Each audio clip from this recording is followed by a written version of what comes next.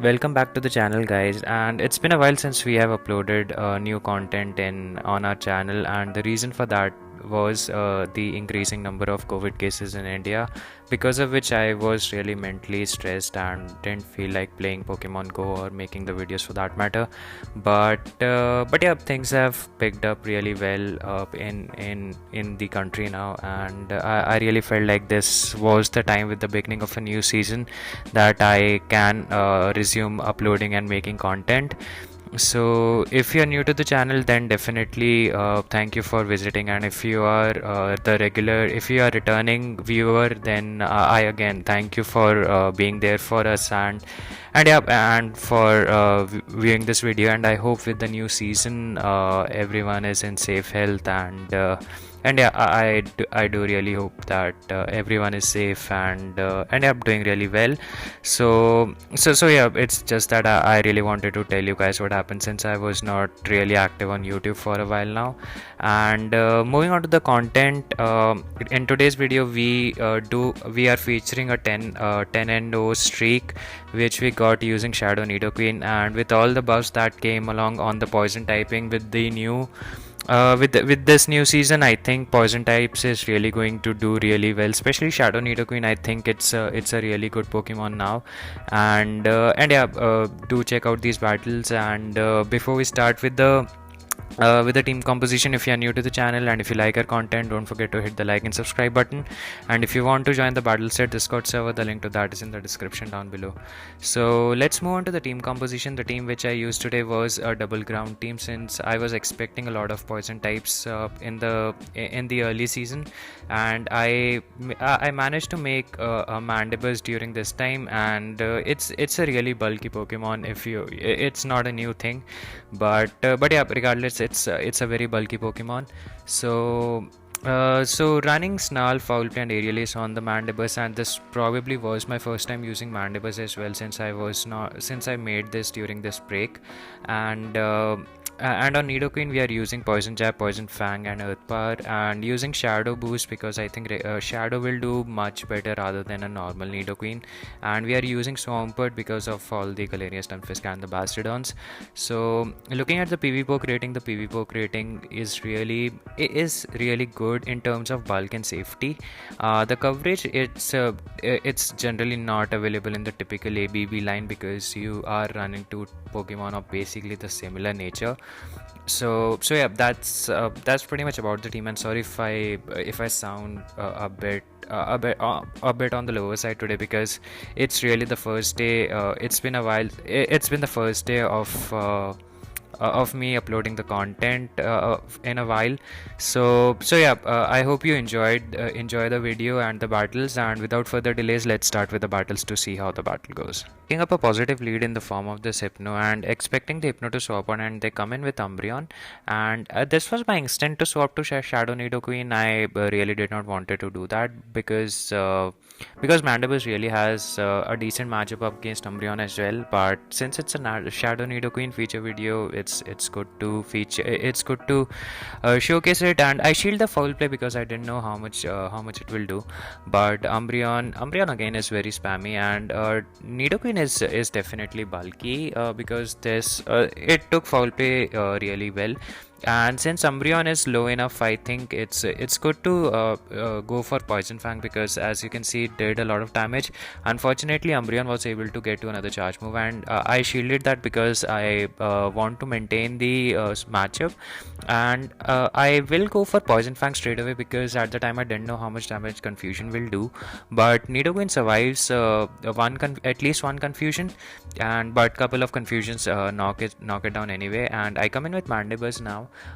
So the opponent is still up 2 shields, so it's really going to be difficult for us unless they have I don't know, unless they have a Bastardon in the back. I don't see any win condition for us, but they are running Scrafty, so they did a really good job in catching this Foul Play onto the Scrafty because it's double resisted, and it's really going to be difficult for us. We really need to start pressuring shields of the opponent's end, because Swampert really will Swampert can have a decent matchup up against up against Hypno as well, because Hypno with the elemental punches really cannot do anything to Swampert. So since I was not able to get the shield, I swapped to Swampert because this Crafty was beefing up their attacks with the para punches. So let's see if it's a power punch or a foul play. I'm expecting it to be a foul play, to be honest, but they go for a power punch. So surprising move from the opponents, and they definitely could have gone for a foul play. And they do manage to catch on the Hydro Cannon onto the Hypno. Maybe they think that's Crafty is their win condition, but we will be able to farm down the Hypno, which will give us a head start on the energy. And the boost they got with the power punch is now gone, so we will be able to get to this Hydro Cannon, and Scrafty will definitely shield. And yeah, it's Mandibuzz is really a tanky Pokemon, and being foul play resisted, they can only throw a power punch. So yeah, I really like playing with Mandibuzz because especially because of its bulk. And yeah, Mandibuzz is going to pull off a win for us, and yeah, GG's. Moving on to the next one, and we are in a Shadow Machamp lead. So Mandibuzz can even tank a Rock Slide from a Shadow Machamp, and the opponent swaps to Shadow Skarmory. So this is not really good for our backline, because what I would want to do here is I would want to weaken this Skarmory, I think, and then at some point probably be able to Swampert. So let's see what we decide to do. And Sky Attack does some decent chunk of Mandibuzz health. So I'm charging maybe I'm trying to get to 2 foul plays and throw and bail now, because Skarmory, because Shadow Machamp, if or Nidoqueen is definitely a good answer to Machamp, because everything Machamp throws will be resisted, Rock Slide, Cross Chop, and even counters. So maybe that was the thought process at the time, and I can come in with Nidoqueen and farm down the Skarmory and get ahead on energy. And in comes this Machamp. So Machamp is not a very bulky Pokemon, and it will take a lot of damage from even the Poison Fangs. It does tremendous amount of damage even without the debuff. And I really shielded that because I want to keep some health off of Shadow Nidoqueen. And the Machamp swaps out immediately, eventually, and they come in with Alolan Marowak, and this is definitely going to be a very good situation for us because we do have a Swampert in the back. So at this point I went straight away for Earth Power, because there is no point in baiting. And if they did not shield at that point, we definitely would have been in a negative situation.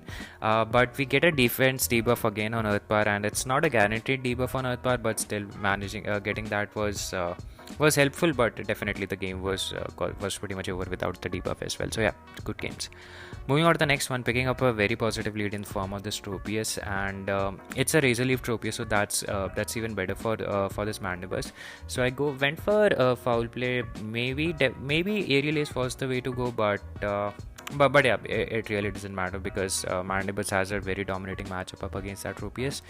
So one thing that I noticed in my gameplay is that a lot of opponents were able to catch Saxops, probably because I'm a bit rusty and not actively playing GoBattle League. I was playing some faction Sylph faction tournaments, but apart from that, not really played Povo much during this break.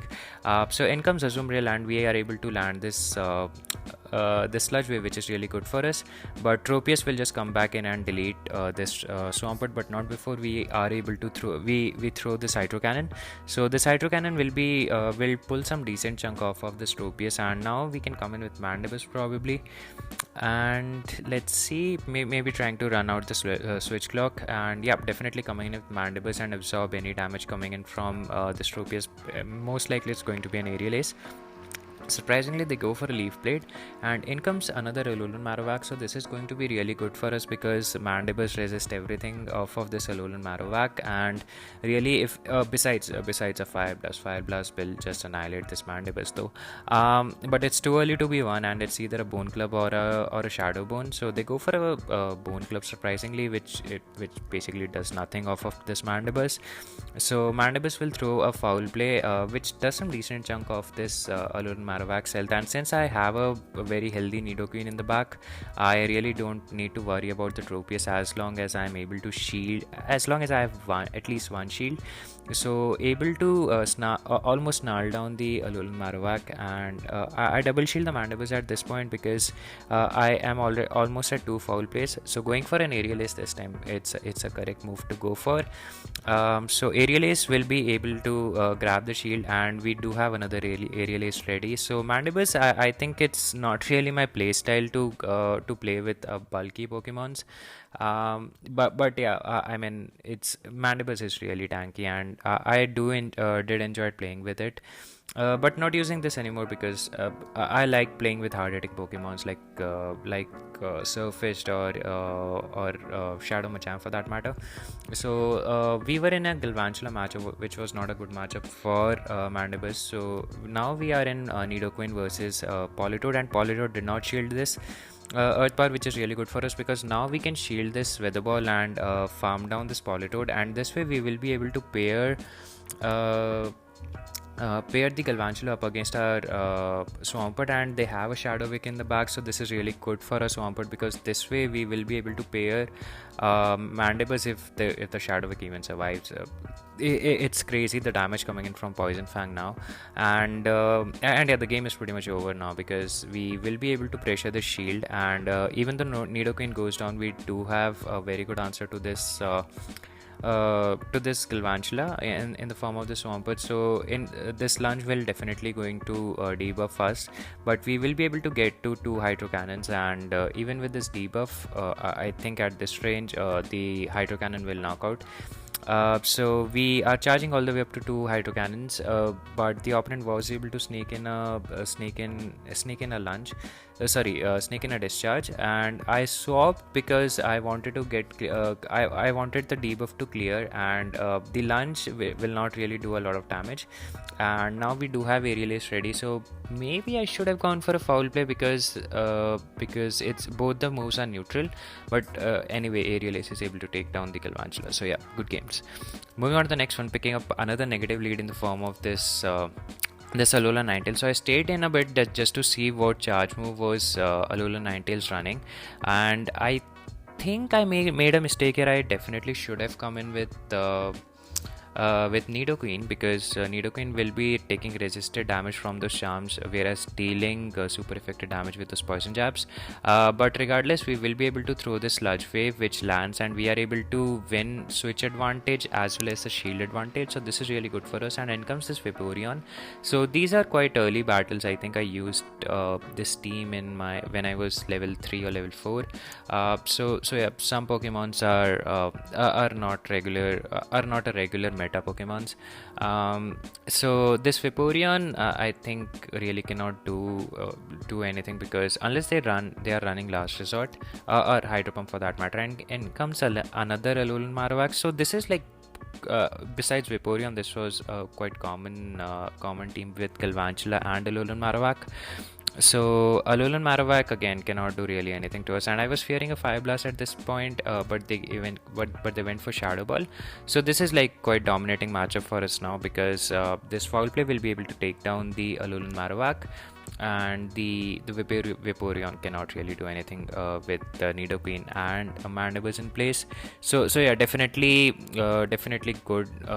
Definitely it's a good game. I tried to feature Shadow Nidoqueen, but yeah, the game is really wrapped up because we will be able to beat this Vaporeon to the next charge move, and yeah, Poison Fang will be able to take down this Vaporeon at the cell. So yeah, good games.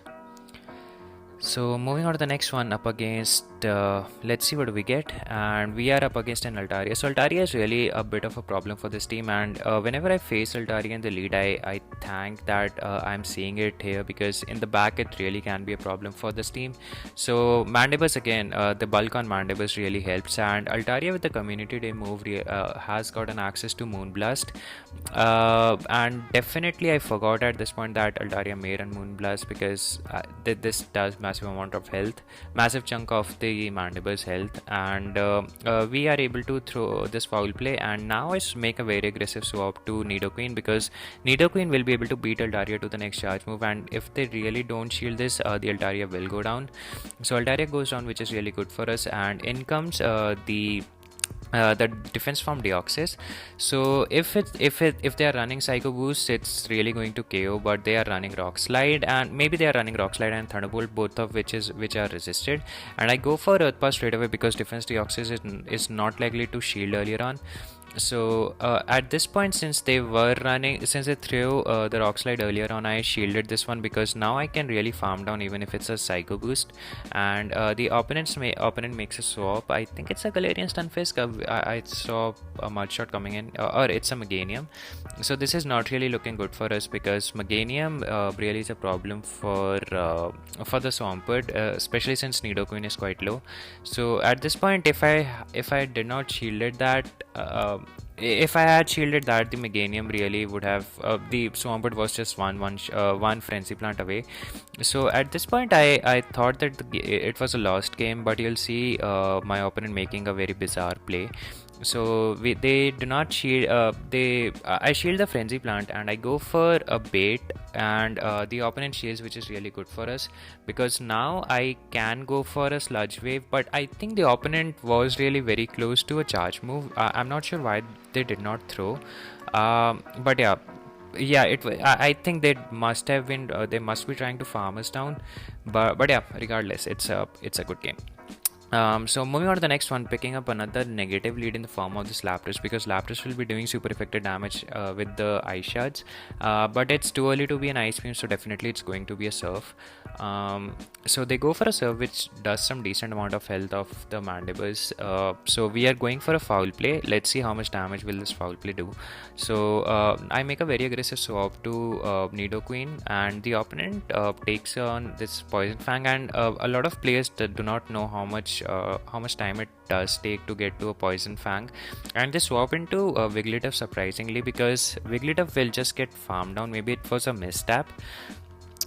So in comes a confusion user, so maybe it was a misclick from the opponent side, and they go for a Hypno, and we are able to throw this back-to-back Poison Fangs, which will be reducing their defense by 2 stages. And now we will be able to pair this Mandibuzz up against the Hypno, and at this point the game is basically wrapped up, because the Hypno, even if it has a Thunder Punch, it will be doing some decent health, but confusions are barely doing anything to Mandibuzz. And with this double debuff, I think the Hypno will go down to a foul play. So Hypno goes down, and in comes this Lapras, and we will be able to comfortably take down Lapras with a Sludge Wave at this point. So I shielded just as a precaution, just in case if it was a Skull Bash.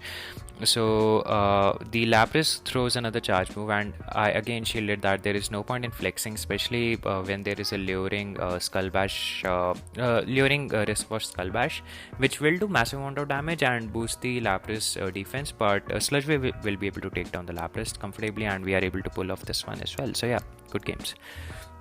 Moving on to the next one, let's see what do we get.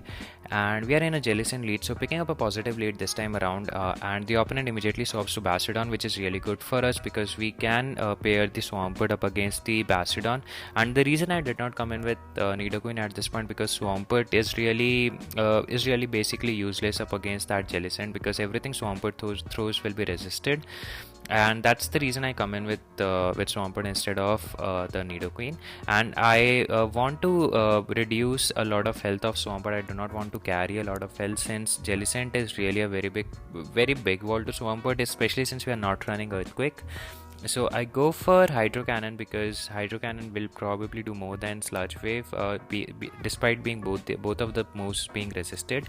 And I think I made a mistake here of going for Sludge Wave instead of Hydro Cannon, because I really could have gone for 2 Hydro Cannons instead of a Sludge Wave before the Jellicent could have thrown a move. And I think in the hindsight I made the wrong decision, but the opponent is running Bubble Beam and potentially Sludge Wave, Shadow Ball.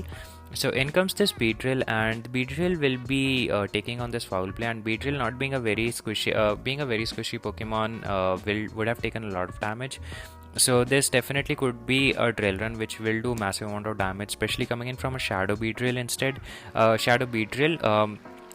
So going for a Poison Fang, and this will do resisted damage since because of Beedrill's poison typing, but it will lower the Beedrill's defense.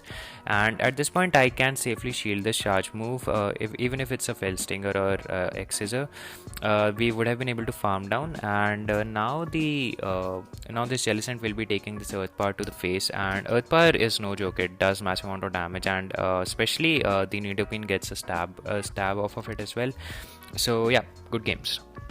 Moving on to the next one, picking up a positive lead this time indeed, in the form of this Hypno.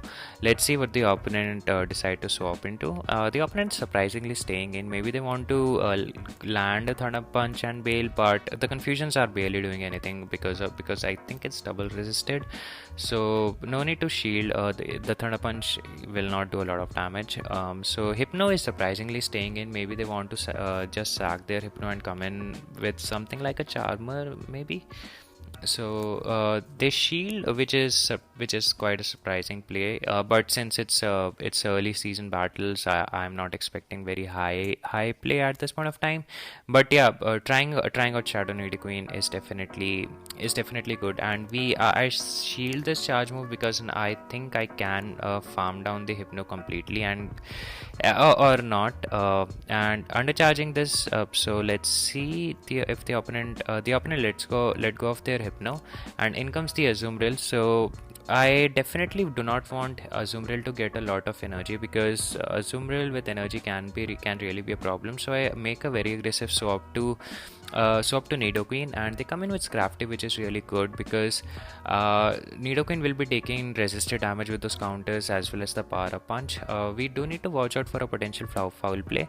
But let's see, I was willing to take on the gamble. It was a foul play indeed, which Nidoqueen surprisingly survives and is able to get to another Poison Fang. So this Poison Fang will either be able to knock out the Scrafty, it is able to knock out the Scrafty, and there is just this Azumarill remaining. Poison Jabs did some decent amount of chip damage onto the Azumarill, and this Azumarill is now in Sludge Wave range. So what do I shield this? If it's a Hydro Pump, it's going to do a massive amount of damage, but it's just an Ice Beam, so maybe they're running Ice Beam and Play Rough. So I charge all the way up to Sludge Wave and go for a Hydro Cannon, and at this point really I can go for straight Hydro Cannons, and because the Azumarill is low enough with the added mud shot damage. So they shield this Hydro Cannon, and now so with the shield up, I think the game is comfortably sealed, because we will be able to throw one Hydro Cannon and the Azumarill will comfortably go down. So the Hydro Cannon, we are able to get to Hydro Cannon before Azu gets to another charge move, and we are able to take down the Azu. So yeah, good games. Moving on to the next one, let's see what do we get, and we are in a Medicham lead. So this is quite a neutral lead, but the opponent swaps immediately to Stunfisk, and it's a very common line. The Medicham and double Steel lead. So I'm definitely expecting a Bastardon in the back. So but at the time I made swap to Swampert, I didn't realize that, but yeah, I think if we manage to win this matchup, I think we are good, because Nidoqueen will be able to do massive amount of damage with the